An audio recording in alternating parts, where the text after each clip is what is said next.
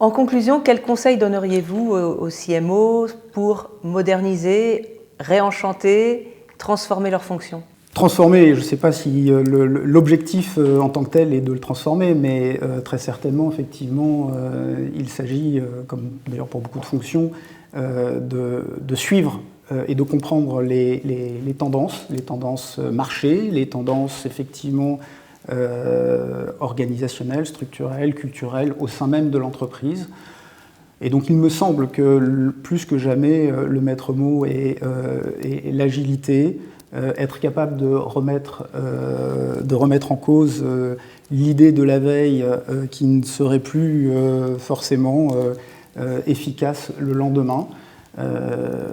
Donc avoir cette capacité à adapter en permanence son dispositif organisationnel et de bonne exécution de la stratégie. La stratégie, on ne peut pas effectivement la modifier en permanence, il faut un cap, mais une fois qu'on a établi ce cap, il faut avoir la clairvoyance de changer de temps en temps de route pour rester dans l'efficacité, l'efficience de son action. Vous me disiez également qu'il fallait savoir changer de route même quand ça marche.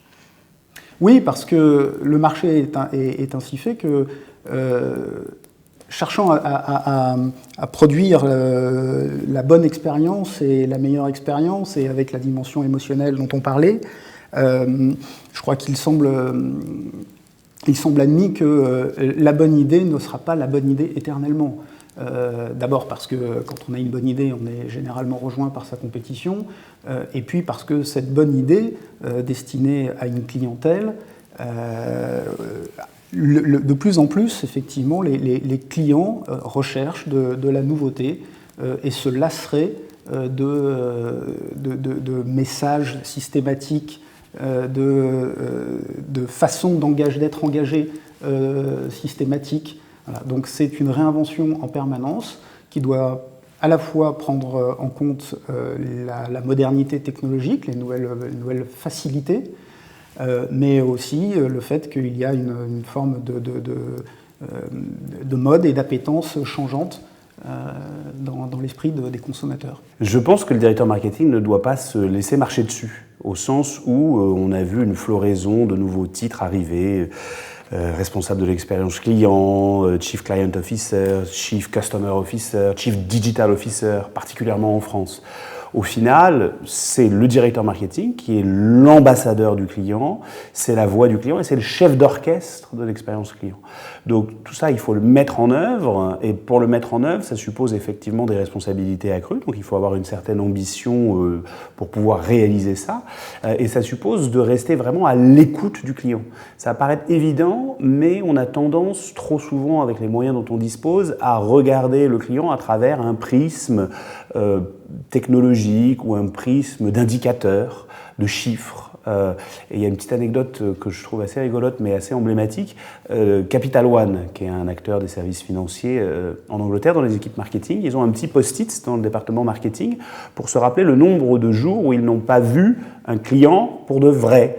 Voilà, c'est une petite anecdote, mais c'est important aussi pour le directeur marketing d'incarner les valeurs de l'entreprise, ces notions d'expérience client, de changement, d'être à l'écoute, parce que effectivement, comme vous l'évoquiez, le changement arrive rapidement, pas que technologique, les attentes des consommateurs aussi, et donc c'est aussi au directeur marketing d'innover, puisqu'ils sont chefs d'orchestre. L'innovation, on parle de plus en plus d'innovation ouverte, d'open innovation, c'est pas forcément l'apanage des directions R&D ou technologie, et ça suppose justement d'être en prisme à la fois en interne, mais aussi avec le marché, parce que le directeur marketing, au final, est celui qui doit pousser des nouvelles offres, suggérer d'aller sur de nouveaux territoires, de nouveaux services, de nouvelles expériences.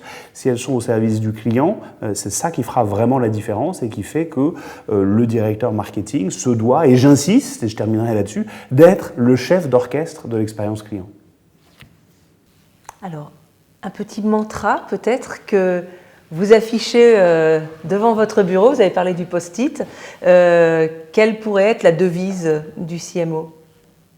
Je pense que création, innovation, ne pas oublier l'essentiel, c'est-à-dire le contenu et ce que l'on veut que la marque représente aux yeux d'un marché et de sa clientèle.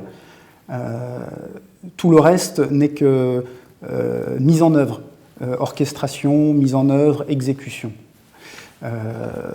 Donc, laisser la part belle à la création, l'innovation, le message. Pour rebondir sur ce qu'on disait tout à l'heure, sur la nouvelle ère du client, qui est un cycle économique, qui selon nous va durer une vingtaine d'années, c'est vraiment cette obsession du client. Alors c'est vrai que ça sonne plus ou moins bien en français, mais au final, une des premières marques à avoir fait évoluer sa tagline pour parler de Customer Obsession, c'est Amazon. Et au final, ils y arrivent plutôt bien en termes de relations clients et d'expérience client, donc c'est une voie à suivre. Donc même si ça peut paraître un peu bizarre, entre guillemets, on va dire que c'est vraiment ce mantra de l'obsession client. Alors j'ai entendu parler d'un dernier mantra, je me permets de participer, qui était un petit post-it que dans une grande entreprise on se mettait, dans lequel il y a écrit « The client doesn't care ». C'est-à-dire que susciter l'intérêt du client, c'est un effort et le client, par essence, se fiche de votre expérience et se fiche de votre produit si vous ne venez pas le solliciter. Donc c'est contre le péché d'arrogance, je dirais. Merci beaucoup à tous les deux pour cette discussion. Merci beaucoup. Merci.